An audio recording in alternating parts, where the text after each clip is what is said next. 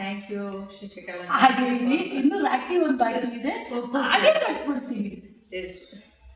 ಖುಷಿ ಆಗ್ತಾ ಇದೆಯಾ? ಖಂಡಿತ ಖಂಡಿತ ಖುಷಿ ಆಗ್ತಾ ಇದೆ. ಈ ದಿನ ಅನ್ಕೊಂಡಿದ್ರ ನೀವು? ಹೆಂಗೆ ನನಗೆ ಗೊತ್ತಿಲ್ಲ, ನೀವು ಬರ್ತೀರಿ, ನನಗೆ ಗೊತ್ತಿಲ್ಲ ಇದು ಬಂದಿರೋದು.